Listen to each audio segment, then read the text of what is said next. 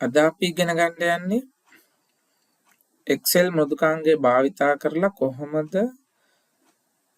වාර විභාග ලකුණු විශ්ලේෂණාත්මකව ඇතුළත් කරගන්නේ කියලා. ඉතින් අපි මුලින් ඉඳලා පටන් ගමු මේ කොටස කොහොමද කරන්නේ කියලා. මුලින්ම Excel ඕපන් කරගත්තකින් පස්සේ මේ විදිය තිරයක් ඔයාලට පේනවා. ඉතින් ඒක පොඩ්ඩක් zoom කරගමු. මෙන්න මෙතන පහළ කෙළවරේ දකුණු පහළ කෙළවරේ තියෙනවා මෙන්න මෙතනින් page එක පොඩ්ඩක් අපි zoom කරගන්නවා. ඉතින් මුලින්ම අපිට අවශ්‍ය වෙනවා අංකයක් දාගන්න. ඉතින් මම මෙතනින් පටන් ගන්නවා අණු අංකය. සිංහලෙන් හෝ ඉංග්‍රීසියෙන් අපි දැන්ට සිංහලෙන් අපි දාගමු අණු අංකය. මෙතන අංක ලබා දීමේදී 1 ටයිප් කරලා දෙවෙනි පේලියේ 2 ටයිප් කරලා අපි මේ මෘදුකාංගයට පෙන්වන්න ඕනි පැටර්න් එකක්. මේ විදිහට ඒ නිසා දෙකම සිලෙක්ට් කරනවා. සිලෙක්ට් කිරීමේදී මේ සුදු පාට එකතු කිරීමේ ලකුණක් වගේ තියෙන මේ සිලෙක්ෂන් ටූල් එකෙන් මේ විදිහට දෙකම සිලෙක්ට් කරලා මේ පහළ කෙළවරේ තියෙන තිත මත ක්ලික් කරාම පේනවා කළු පාට ධන ලකුණක් වගේ කොටසක්. අපි ඒකට කියනවා ෆිලිං හැන්ඩල් එක කියලා. පිරවුම් හැන්ඩලේ එකෙන් අපි 40ක් දක්වා මේක සාමාන්‍යයෙන් පන්ති කාමරයක සිසුන් 40ක් නිසා අපි 40කට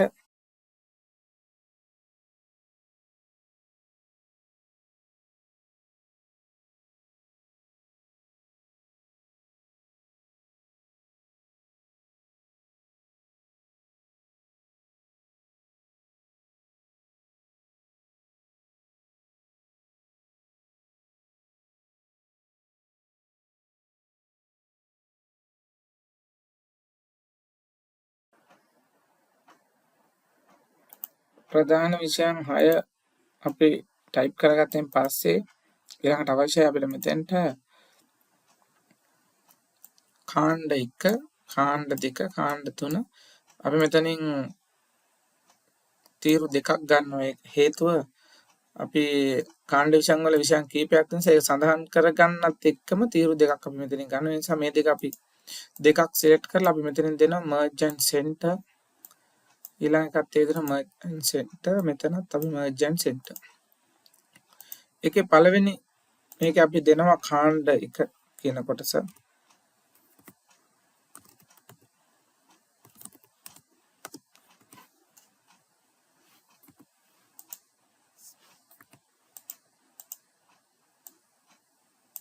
කාණ්ඩ 2 කාණ්ඩ 3 විදිහට අපි මේක ෆිලිං හැන්ඩලින් අද ගන්නවා. ඊට පස්සේ මෙතෙන්ට අපි දෙනවා විෂය. ඒක කොපි කරලා මෙතෙන්ට පේස්ට් කරනවා. ඊට පස්සේ මෙතෙන්ට විෂය කියන එක දකුණු පැත්තට දාලා මුල් පැත්තට අපි ලකුණු මේ කාණ්ඩ විෂයන් වල ලකුණු කියන කොටස ගත්තනම් හරි.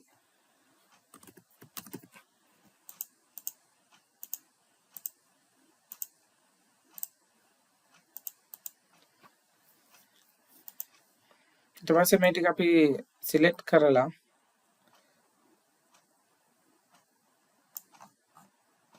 වගුවක් ඇඳ ගැනීමට අවශ්‍යයි. ඒ සඳහා මේ හෝම් ටැබ් එකට ගිහිල්ලා ෆෝමැට් කියන කොටසෙන් ෆෝමැට් සෙල්ස් කියන එක තෝරලා බෝඩර් කියන කොටසට යනවා. එතනින් අපිට අවශ්‍ය බෝඩර් එකක් තෝරන්න පුළුවන්. Tamanට කැමති වර්ණයක් දෙන්න පුළුවන්. ඊට පස්සේ outline inside දැම්මම මෙන්න මේ සියලුම බෝඩර්ස් ඇඳෙනවා. ඔයාලට ඕන නම් මේ කොටස් ඉවත් කරගැනීමේ හැකියාවක් තියෙනවා. මේ විදිහට මේ කොටස අපි ඇඳ ගන්නවා. ඊළඟට මේ මාර්ක් ෂීට් එකේ තව මේ පැත්තට තව කොටස් එන්න නිසා අපි මේකේ පළල අඩු කරගන්න ඕනේ. ඉතින් පළල අඩු කරගන්න නම් ඉස්සෙල්ලා මේ ටික මුලින්ම විෂයන් වල දිශාව අපි උඩ අතට ගන්න අවශ්‍යයි. ඒ නිසා මේ විදිහට සිලෙක්ට් කරලා මෙන්න මෙතන තියෙනවා ටෙක්ස්ට් ඩිරෙක්ෂන් එක, ඔරියන්ටේෂන් එක. ඒ අපි rotate text up කියන එක තෝරනවා. ඊට පස්සේ මේකේ font size එක අපි හැම වෙලේම එකින් එක වෙනස් කරන්න අපහසු නිසා අකුරු සයිස් එක ටයිප් කරන්න ඕනේ සියලුම කොටස් ටික එකවර සිලෙක්ට් කරලා මෙතනින් මට අවශ්‍ය ෆොන්ට් සයිස් එකක් මම දෙනවා. මට අකුරු සයිස් එක දැන්ට පහසුවෙන් පේන්න නම් 13 වගේ ප්‍රමාණයක් ඇති. මේ කොටස් වලත් ෆොන්ට් සයිස් එක අපි 13 කරගන්නවා පහසුව සඳහා.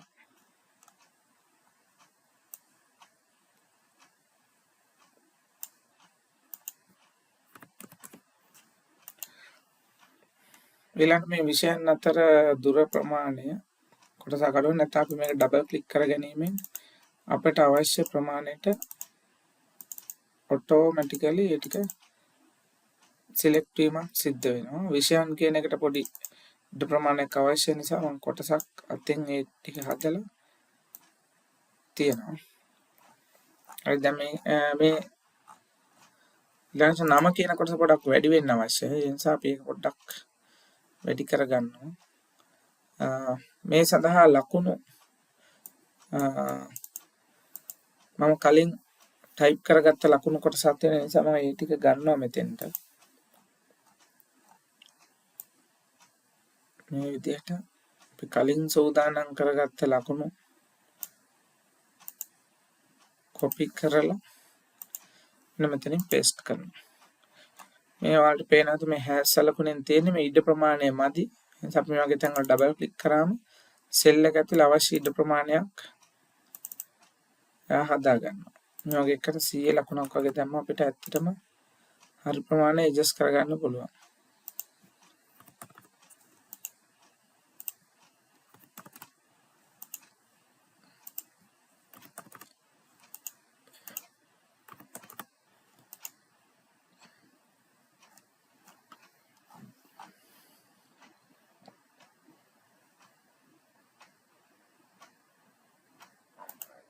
ඊළඟ කාණ්ඩ විෂයන් පළවෙනි කොටසෙන් අපිට අවශ්‍ය ඕන විදියට ඒ එක එක විෂයන් ලබාගත් දරුවන් හදාරන විෂය අපිට දැන් පුරවැසි වගේක් නම් අපිට සිවික් කියන කොටස ඇතුළත් කරන්න පුළුවන්. භූගෝලය වගේ විෂයන් අපි කෙටියෙන් GEO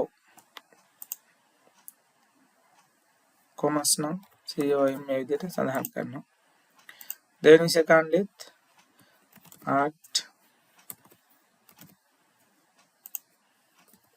music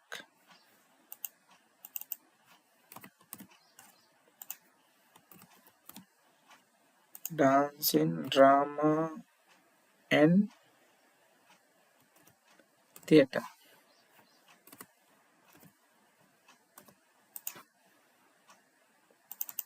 නාට්‍ය රංගකලා විදිහට අපිට මේකටත් ලකුණු ඇතුළත් කරගැනීමේ හැකියාව තියෙනවා. ඒකත් අපි මේ විදිහට ගන්නවා.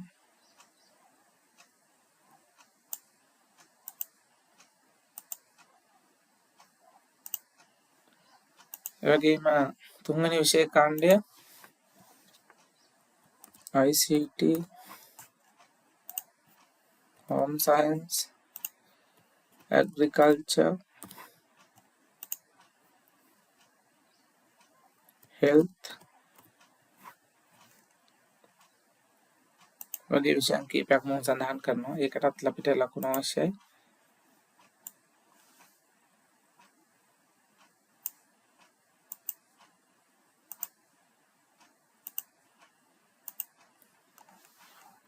මේ විදිහට අපි ලකුණු ඇතුළත් කරගන්න.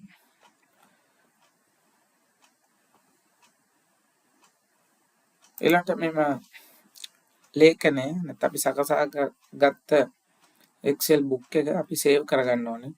මේක මුලදිම කළ යුතු දෙයක්. මොකද නැත්නම් හදිසි අවස්ථාවන්දී අපි අතින් delete වුණොත් මේ සියලු දත්ත නැවත ටයිප් කරන්න නිසා අපි සේව් කරගන්න ඕනේ මුලින්ම. ෆයිල් ඒ සඳහා ෆයිල් කියන ටැබ් එකට ගිහිල්ලා save හෝ save as යන මුලින් අපි save press කරා save as ගියත් මුලින්ම එයා ඉන්නේ save as කියන කොටසට. අපි මේ ලොකේෂන් එක තෝරන documents මම තෝරනවා මෙතන. documents තෝරලා මම දෙනවා mark sheet. mark sheet විදියට නම දීලා desktop කියන ලොකේෂන් එකේ මම මේක save කරනවා.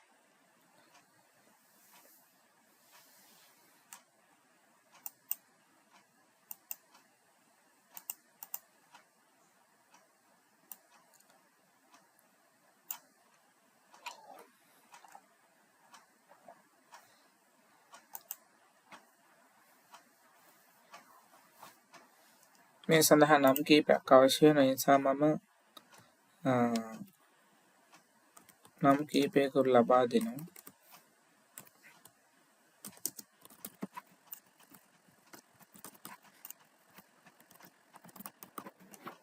මේ විදිහට අවශ්‍ය නම් මෙතනදී ටයිප් කරගැනීමේ හැකියාව තියෙනවා.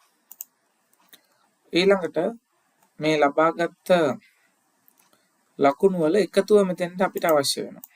අපි මෙතනදී එකතුව කියන ටැබ් එකක් ලබා ගන්නවා.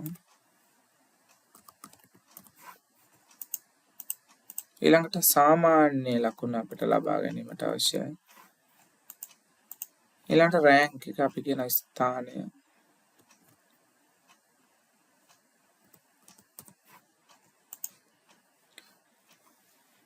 තව එකතුව ලබා ගැනීමේදී අපි සමාන ලකුණ මුලින්ම ටයිප් කරන්න ඕන. ඊට පස්සේ sum කියන්නේ එකතුව ලබා ගැනීම සඳහා පාවිච්චි කරන ශ්‍රිතය නැත්නම් ෆන්ක්ෂන් එක. මේ විදිහට sum දීලා වරහණක් ඕපන් කළා මොන එකතු කරන කොටස කුමන කොටසද අපි කරන්නේ. ඒ නිසා මේ කොටස අපිට එකතු කරන්න අවශ්‍යයි. මේ විෂය තීරුව අවශ්‍ය නැහැ. ඒ නිසා අපි කමාවක් දීලා මේ තීරුවත් අවශ්‍යයි. නැවත කමාවක් දීලා මේ කොටසත් අවශ්‍යයි. ඒතර මේ අය තමයි අපිට එකතු කර ගැනීම අවශ්‍ය තියෙන්නේ. ඊට පස්සේ මම මේ විදිහට වරහණ වහලා එන්ටර් කරනවා. ඊට පස්සේ මේ උත්තරේ තියෙන සෙල් එකේ ක්ලික් කරලා ෆිලින් හැන්ඩල් එකෙන් අපි පහළට අදිනවා. මේ විදිහට සියලුම ළමයින්ගේ ලකුණු ටෝටල් එක ඔටෝ ලබා ගැනීම සඳහා ස්වයංක්‍රීයව ලබා ගැනීම සඳහා ටෝටල් එකේ ඇවරේජ් එකේ සහ රෑන්ක් එකේ ෆොන්ට් සයිස් එක ආසන්න වශයෙන් අපි 15ක් වගේ ප්‍රමාණයක් දීලා බෝල්ට් කියන ඔප්ෂන් එක තෝරා ගන්නවා. එතකොට මම හිතන්නේ පහසුයි අපිට වෙන් කරලා හඳුනා ගන්න. ඊළඟ සාමාන්‍ය ලබා ගැනීම සඳහා පරණ ක්‍රමයමයි සමාන ලකුණ යොදන්න ඕනේ. ඇවරේජ් කියන එක ටයිප් කරන්න ඕනේ. වරහණක් ඕපන් කරලා සාමාන්‍ය සේම සඳහා භාවිතා කරන්න ඕනේ කොටස් ටිකේ මේ රේන්ජ් එකමයි මේ ලකුණු වල සාමාන්‍ය අපිට අවශ්‍ය වෙන නිසා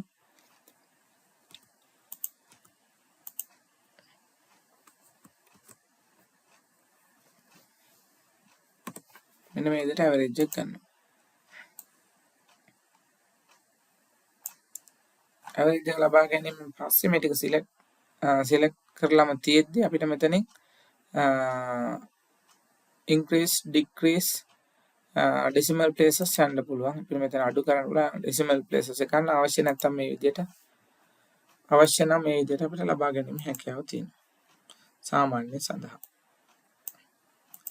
ඊළඟට ස්ථානීය ලබා ගැනීම සඳහා සමානයි rank කියන කමාන්ඩ් එක අපි පාවිච්චි කරනවා. වරහණක් දාලා මුලින්ම rank කිරීම අපිට එකතුවෙන් ලබා ගැනීම හැකියාවකුත් තියෙනවා. සාමාන්‍ය ලබා දැන්ට අපි එකතුවෙන් හොයන නිසා එකතුව තියෙන තීරුව මත ක්ලික් කරලා කමාවක් දානවා. ඊට පස්සේ කොයිතරම් ප්‍රමාණයකින්ද අපි රෑන්ක් කරන්න යන්නේ.